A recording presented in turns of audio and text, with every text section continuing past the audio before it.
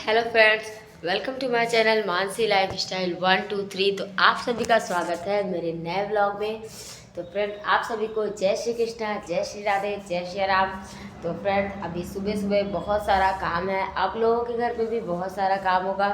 अब मेरे बच्चे सभी स्कूल चले गए हैं, 3 बच्चे हैं और तीनों स्कूल चले गए हैं। मैंने उन्हें टिफ़िन बना के दे दिया, उनको नाश्ता पानी करा के तैयार करा के भेज दिया। जब बच्चे फ्रेंड्स जब तक बच्चे घर में रहते हैं ना, पूरा घर पहाड़ जैसे सर पे उठाए रहते हैं। किचकिच पिच पिच, मतलब रोना गाना लड़ाई झगड़ा, सब बच्चे आपस में ही झगड़ा कर लेते हैं। मतलब समझाते चिल्लाते ही बीतती है बच्चों को। ऐसा सुबह अभी स्कूल चले गए हैं बच्चे, तो जब स्कूल से आएंगे ना तब फिर स्टार्ट हो जाएगा वही। आपस में ही बच्चे लड़ लेते हैं। आप लोगों के बच्चे आपस में लड़ते हैं या नहीं, कमेंट में ज़रूर बताइएगा। हम भी बच्चे थे जब छोटे थे तो आपस में बहन भाइयों में झगड़ा हो जाता था। जब बल्कि हमारे जितना ये बच्चे नहीं झगड़ा करते जितना हम लोग झगड़ा कर लेते थे। हम लोगों का तो पटका पटकी मार हो जाता था। जो झगड़ा होता था भाई से, छोटा भाई था मेरा और उससे मेरा बहुत झगड़ा होता था। दीदी से तो ज़्यादा नहीं होता था क्योंकि दीदी ज़्यादा बड़ी थी, तो दीदी से मार पिटाई वाला झगड़ा नहीं होता था। तो मैमो वाला हो जाता था, लेकिन मार पिटाई वाला झगड़ा नहीं होता था। लेकिन भैया से तो क्योंकि वो छोटा था लेकिन वो मुझे मार देता था, और जब वो मुझे मार देता था तो मुझसे फिर बर्दाश्त नहीं होता था। फिर ले धमाधम दोनों, मतलब दोनों बराबर लड़ाई होती थी। बाल उचार के, चढ़ के, कूद के, तकिया से तो किस चीज़ से, मतलब जो झगड़ा होता था भाई बहनों का ना, वो झगड़ा भी याद करके आज भाई की याद आ जाती है। अब मेरा भाई इस दुनिया में नहीं है, लेकिन उसका जो झगड़ा था वो आज भी मुझे याद आता है। और कभी कभी मैं सोचती हूँ कि मैं पागल थी जो अपने भाई से इतना झगड़ा करती थी। लेकिन फ्रेंड्स, कभी कभी उस झगड़े में भी प्यार होता है। भले ही हम भाई बहन झगड़ा करते हैं लेकिन आपस में प्यार होता है। अभी मेरी बहन का भी है, कभी कभी हम लोगों का झगड़ा हो जाता है, लेकिन वो वाला झगड़ा नहीं कि मार पिटाई वाला। भाई से होता था बचपन में, लेकिन दीदी से कभी मार पिटाई वाला झगड़ा नहीं हुआ।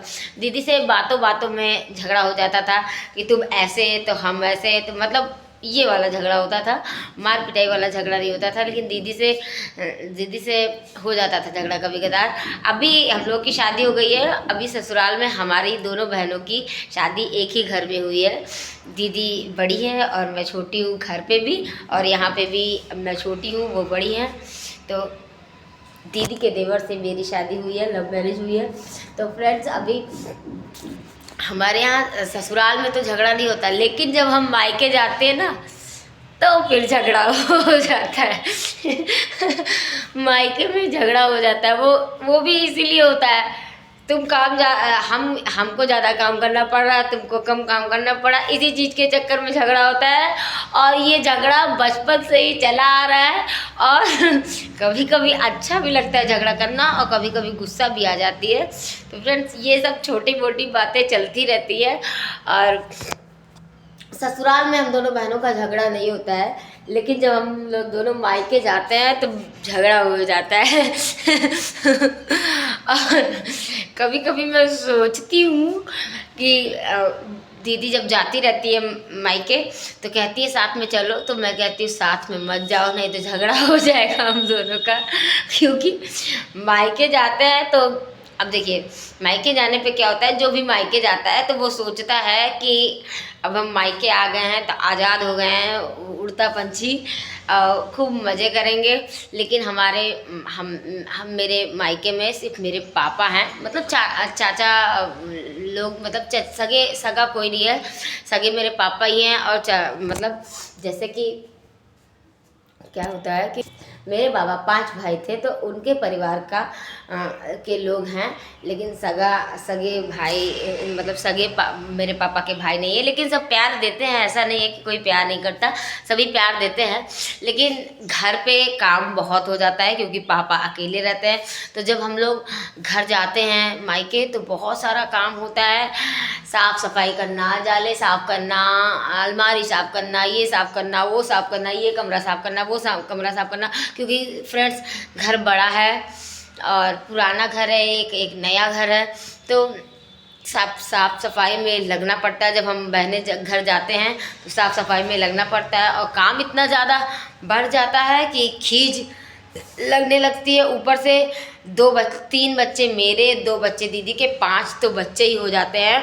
और बच्चे सारे मिलके जो उधम मचाते हैं, मारपीट झगड़ा लड़ाई। कभी कभी तो बच्चों के चक्कर में हमारी दोनों बहनों की झगड़ा हो जाता है कि अब जैसे मेरे 3 बच्चे हैं, उनके 2 बच्चे हैं, आपस में ही पाँचों लड़ लेते हैं। तो इस चक्कर में भी कभी कभी हमारी दोनों बहनों का झगड़ा हो जाता है और अधिकतर बहनों का झगड़ा, भाइयों का झगड़ा हो जाता है। इसमें कोई कहने वाली बात नहीं है, और ये नॉर्मल झगड़ा है, कोई बहुत बड़ा दुश्मनी वाला झगड़ा नहीं है। छोटा मोटा झगड़ा होता रहता है भाई बहनों में। और इसी तरीके से मेरे बच्चे भी हैं, सब आपस में झगड़ा कर लेते हैं। अभी स्कूल गए हैं तो घर में आप लोग देख रहे होंगे कितनी शांत व्यवस्था बनी हुई है। अभी अगर ये बच्चे होते ना तो पटपट मचाए रहते हैं। मुझे जब भी ब्लॉग बनाना रहता है तो मैं छत पे ही जाके ब्लॉग बनाती हूँ, क्योंकि फ्रेंड्स आप लोग जानते हैं कि बच्चे कड़बड़ जो मचाए रहते हैं ना। तो फ्रेंड्स क्या है कि बच्चे जब स्कूल चले जाते हैं तो घर में शांति हो जाती है, और जब बच्चे आते हैं तो फिर से किटपिट शुरू हो जाता है। अभी जब बच्चे घर में नहीं रहते तो घर जैसे लगता है कि एकदम सुनसान हो गया है जैसे लगता है घर में कोई है ही नहीं, घर एकदम खाली सा लगने लगता है।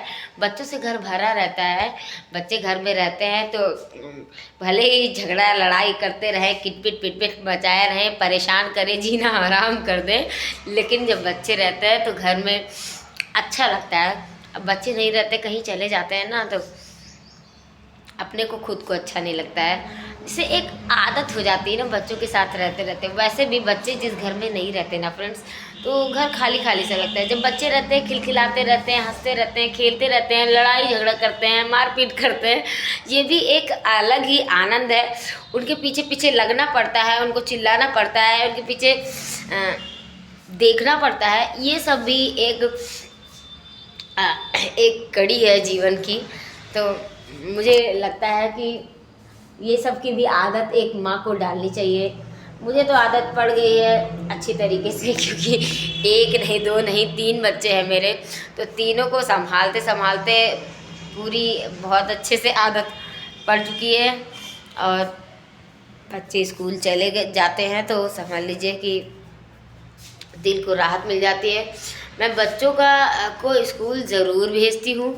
ऐसा नहीं होता है कि बच्चे स्कूल ना जाएं। हाँ, थोड़ा तबीयत ख़राब रहे या कहीं जाना हो किसी काम से ज़रूरी, या कुछ घर में बहुत बड़ा प्रोग्राम हो जाए, कुछ ज़रूरी चीज़, तब भले ना जाएं। अदरवाइज़ मैं बच्चों को स्कूल ज़रूर भेजती हूँ।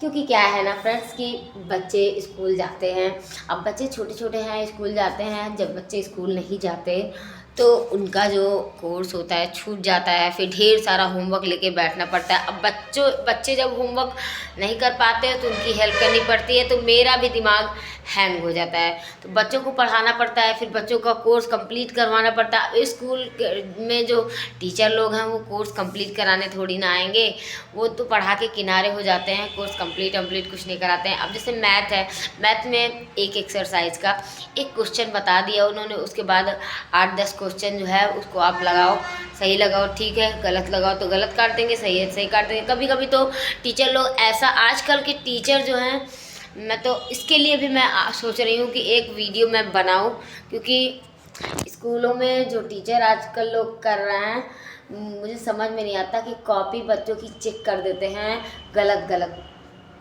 मैं इस चीज़ के लिए भी आप लोगों को एक वीडियो बना के ज़रूर बताऊंगी कि किस तरीके से मैं बच्चों का और प्रूफ के साथ दिखाऊंगी, कॉपी दिखाऊंगी बच्चों की कि किस तरीके से बच्चों की कॉपी चेक होती है। आजकल टीचर लोग देखते ही नहीं है। हम लोगों का ज़माना था फ्रेंड्स, हम लोग जब स्कूल जाते थे तो ऐसे ऐसे टीचर थे ना कि एक वर्ड हम लोग गलत लिख देते थे तो पन्ना ही फाड़ देते थे। ऐसे जैसे एक एक मैम थी हम लोगों के स्कूल में, वो अगर कॉपी में राइटिंग, मेरी राइटिंग थोड़ा बहुत थोड़ी नहीं बहुत ज़्यादा गंदी राइटिंग थी मेरी राइटिंग बिल्कुल भी अच्छी नहीं है अभी। अब तो थोड़ा सुधर गई है। जब मैं छोटी थी तो जल्दी जल्दी हम लोग अब बच्चों को तो ब्लैक बोर्ड पे लिखवा रहे हैं। हम लोग के यहाँ फोर्थ क्लास तक मुझे याद है, 4th क्लास तक ब्लैक बोर्ड पे लिखवाया गया। उसके बाद मैम लोग बोल के लिखवाती थी, सर लोग भी बोल के ही लिखवाते थे। तो जैसे हमें कोई चीज़ लिखवाना रहता था मैम को तो बोल के लिखवाते थे, तो वो बोलते थे, हम लोग रफ़ कॉपी में लिखते थे। और कभी कभी हम लोग सोचते थे कि अभी रफ़ कॉपी में लिखें, फिर घर जाके फेयर में करना पड़ेगा, लाओ फेयर में ही कर डालते हैं। तो जल्दी जल्दी लिखने के चक्कर में फेयर में जब जल्दी जल्दी लिखते थे तो राइटिंग ख़राब हो जाती थी। उसके लिए भी खूब कूटे जाते थे, खूब कुटाई होती थी। तो यही समस्या थी। और आज के टीचर लोगों को मैं देख रही हूँ कि कॉपी चेक कर देते हैं, ये भी नहीं देखते कि बच्चे का सवाल गलत है, स्पेलिंग गलत है। आप स्पेलिंग अगर सही नहीं कर सक रहे हैं, ज़्यादा आपको जल्दी है, तो इतना तो आप करें कि राउंड करके सर्कल कर दें, इम्प्रूव इट लिख दें, उसको गोला बना दें जहाँ भी गलती है। बच्चा गलत लिखा है और गलत याद कर ले रहा है। अच्छा, मैं अपने बच्चों को ध्यान देती हूँ कि मेरे बच्चे गलत लिख रहे हैं या सही लिख रहे हैं, लेकिन कुछ घरों में माँ बाप जहाँ शिक्षित नहीं हैं, वो माँ बाप जो बच्चों की कॉपी नहीं देख पाते हैं किसी भी कारण से, चाहे वो शिक्षित ना हो, चाहे उनके पास टाइम ना हो, तो वो बच्चे तो गलत ही पढ़ेंगे ना। तो ये टीचर का दायित्व है। आप शिक्षक हो, आपको शिक्षक को भगवान का दर्जा दिया गया है। गुरु को हम ईश्वर के देवता के रूप में पूजते हैं। गुरु पूर्णिमा के दिन गुरु की पूजा की जाती है। तो गुरु का स्थान जो है वो बहुत बड़ा है। तो आप इस तरीके से गलती ना करें। ये चीज़ मैं कहूँगी, जो लोग भी अगर आप टीचर हैं और मेरा वीडियो देख रहे हैं तो आप ज़रूर मेरी बात को समझिए, क्योंकि बच्चे जो है, इन्हीं बच्चों से हमारा भविष्य है। आगे जाके यही कुछ बनेंगे, कुछ करके दिखाएंगे। तो इस तरीके से गलत अगर पढ़ेंगे, गलत आप इनको क्या शिक्षा दे रहे हैं? बड़े होंगे तो यही चीज़ बताएंगे। जैसे हम लोग भी स्कूल पढ़ने जाते थे तो टीचर लोग जो थे ना, गलत हम लोग लिखते थे तो काफ़ी फाड़ देते थे और काट देते थे पूरा। एक पे गोला नहीं बनाते थे, पूरा काट देते थे, कहते थे जाओ फिर से लिख के लाओ, दोबारा लिखना पड़ जाता था। इस तरीके से तो टीचर थे। और आज के टीचर को मैं देख रही हूँ, बस खाली खच जल्दी चेक करके छोड़ देते हैं, बच्चों को देखते भी नहीं है कि बच्चों ने लिखा क्या है। तो फ्रेंड्स, अभी वीडियो थोड़ा लंबा हो रहा है। इस चीज़ पे, इस टॉपिक पे मैं बाद में चर्चा करूँगी और आप लोगों से बात करूँगी। तो आपके लिए जय श्री कृष्णा, जय श्री राधे, जय श्री राम। मिलते हैं नेक्स्ट वीडियो में। Till then take care, bye bye.